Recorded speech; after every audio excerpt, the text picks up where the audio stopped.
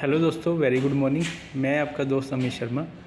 आज के इस टॉपिक में हम बात करेंगे पीडीबी पैनल के बारे में, मतलब पावर डिस्ट्रीब्यूशन बोर्ड के बारे में। जैसे कि एक हम पैनल देख रहे हैं, इस पैनल में एक मेन इनकमर है, एमसीसीबी लगा हुआ है और आउटगोइंग के लिए बहुत सारे एमसीबी लगे हुए हैं। तो इसमें हम केबल का सबसे पहले तो ये कंटिन्यू टेस्ट परफॉर्म करेंगे और उस टेस्ट में हम देखेंगे कि हमारे जो एमसीबी की इनकमिंग केबल हैं और आउटगोइंग केबल हैं वो बस बार पर सही से कनेक्टेड हैं। उसके बाद हम ये चेक करेंगे कि जो एमसीबी के आउटगोइंग से एमसीबी के इनपुट तक केबल कनेक्टेड हुई हैं वो सही से कनेक्टेड हैं या नहीं। उसके बाद फिर हम चेक करेंगे कि जो एमसीबी है, एमसीबी के आउटगोइंग से जो केबल कनेक्टेड हुई हैं टीवी टर्मिनल्स तक वो सही से कनेक्टेड हैं या नहीं। तो अभी सबसे पहले हम बात करते हैं इनकमर के बारे में। तो इनकमर में हमारे यहाँ पे एमसीसीबी लगा हुआ है। इनकमर में जो इनपुट आ रही है वो फील्ड से, जो दूसरा पैनल उससे कनेक्ट हो रही है साइड टीवी पे, और वहाँ से जो केबल है ये हमारे एमसीसीबी के इनपुट टर्मिनल पे कनेक्ट हो रही है। उसके बाद एमसीसीबी के आउटपुट से ये केबल पैनल के बैक एंड में बस बार पे कनेक्ट हो रही है। बस बार से ये जो केबल्स हैं जैसे आर, बाई, बी और ब्लैक, मतलब ये R phase, Y phase, B phase और न्यूट्रल की केबल ये एमसीबी के इनपुट टर्मिनल पर कनेक्ट हो रही है। अभी हम यहाँ पे देख रहे हैं कि यहाँ पे जैसे 1, 2, 3 और 4 एमसीबी हैं, लेकिन इसमें हमने एक पॉइंट पे आर फेज़ कनेक्ट किया है, दूसरे एमसीबी के एक पॉइंट पे बाई फेज़ कनेक्ट किया है, तीसरे एमसीबी के एक पॉइंट पे हमने टर्मिनल पे बी फेज़ कनेक्ट किया और चौथे के एक टर्मिनल पे हमने न्यूट्रल फेज़ कनेक्ट किया। तो इनको आपस में शॉर्ट करने के लिए हमने यहाँ बैक एंड में पीछे में स्ट्रिप यूज़ करी हुई है। तो जो आर फेज़ है, ये आर फेज़ दूसरे एमसीबी के आर फेज़ टर्मिनल के साथ लिंक है, और जो बी फेज़ है वो इस एमसीबी से जो जितने भी नेक्स्ट हमारे एमसीबी हैं इनके बी फेज़ के साथ आपस में इंटरकनेक्टेड है। उसके बाद यहाँ से जो आउटगोइंग गई है एमसीबी की आउटगोइंग, ये केबल जो है वो इंडिविजुअली यहाँ पे जो टीवीज़ हैं टीवी के इनपुट टर्मिनल तक आ रही हैं। उसके बाद यहाँ से ये केबल फील्ड के लिए टर्मिनेट हुई है। तो इन सब की हम 1 बाय 1 कंटिन्यूटी चेक करेंगे और इस टेस्ट में हम इंश्योर करेंगे कि हमारी जो केबल्स हैं वो सही से कनेक्ट हो रखी हैं। ये कंटिन्यूटी टेस्ट इसलिए परफॉर्म किए जाते हैं कि जब हम पैनल को चार्ज करना होता है, चार्ज करने से पहले ही हमें इंश्योर कर लें कि जो हमारी इनकमिंग्स हैं और जो आउटगोइंग्स हैं वो सही से कनेक्टेड हैं। अदरवाइज़ जब हम पावर को कनेक्ट करेंगे तो ऐसा ना हो कि जिस पॉइंट को हमने दिखाया गया है कि ये एमसीबी हमने इसके लिए यूज़ किया है उसकी केबल कहीं और यूज़ हो रखी हो। कंटिन्यूटी टेस्ट परफॉर्म करने के लिए हम मल्टीमीटर का यूज़ करेंगे और मल्टीमीटर की जो नोब है उसको हम कंटिन्यूटी में सेट करेंगे। उसके बाद हम मल्टीमीटर की दोनों नोब्स को आपस में शॉर्ट करेंगे। उससे ये इंश्योर करेंगे कि हमारी जो कंटिन्यूटी है उस जब हम दोनों नोब को आपस में टच करते हैं तो हमें एक तो बीप साउंड सुनाई देनी चाहिए और यहाँ पे हमें कुछ वैल्यू भी चेंज होती हुई दिखाई देगी। अभी हम सबसे पहले ये चेक करेंगे कि हमारा जो एमसीबी के इनपुट टर्मिनल पे जो केबल कनेक्टेड हुई है वो सही से कनेक्टेड है, कहीं ऐसा तो नहीं कि जो आर बाई बी फेज़ है वो इंटरचेंज हो रखे हैं। तो इसके लिए हम क्या करेंगे, सबसे पहले जो इनपुट साइड में जो यहाँ टीवी कनेक्टेड है इनसे हम एमसीबी के इनपुट तक कंटिन्यूटी टेस्ट परफॉर्म करेंगे।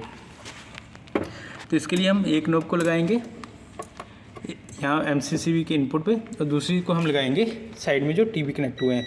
तो जैसे कि हम देख रहे हैं इन दोनों को टच करने पे हमारी कंटिन्यूटी आ रही है, इसका मतलब ये जो केबल है वो सही से कनेक्टेड है।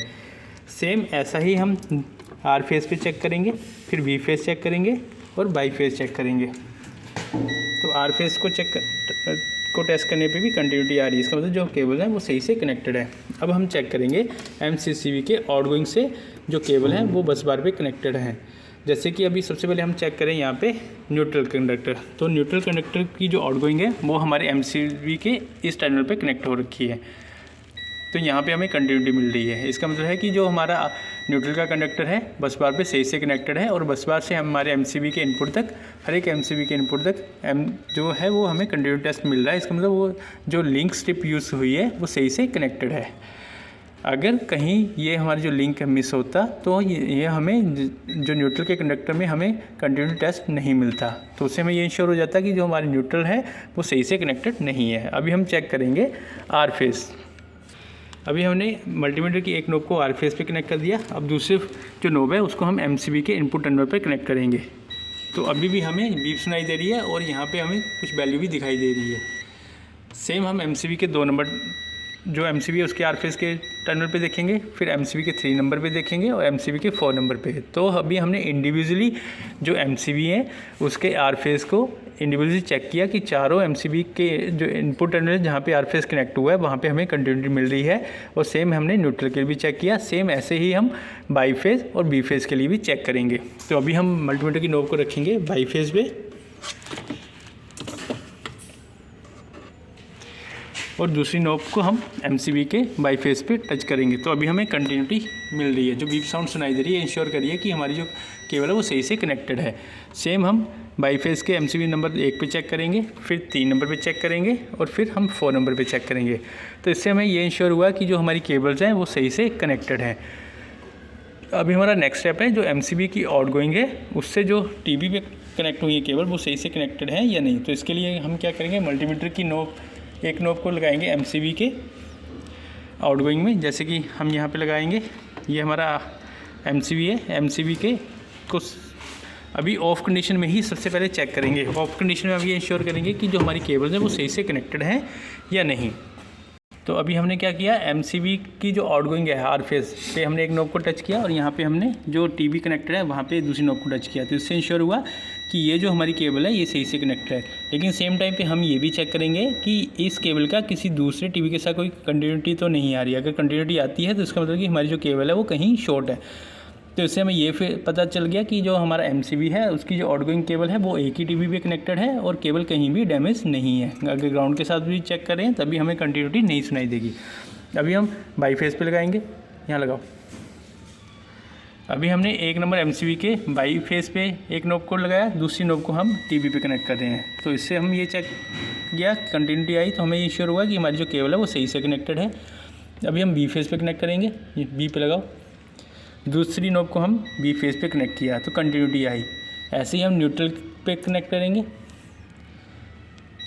यहाँ भी हमें कंटिन्यूटी मिली। तो इससे हमें ये इंश्योर हुआ कि जो एमसीबी नंबर 1 है उसकी जो आउटगोइंग से केबल कनेक्ट हुई हैं, जो यहाँ से केबल कनेक्ट हुई हैं आउटगोइंग टीवी पे वो सही से कनेक्टेड है, मतलब वो उसी सेम लाइन में कनेक्टेड है एमसीबी नंबर 1 के। ये एमसीबी नंबर 2 हो गया, ये एमसीबी नंबर 3 है और ये एमसीबी नंबर 4 है।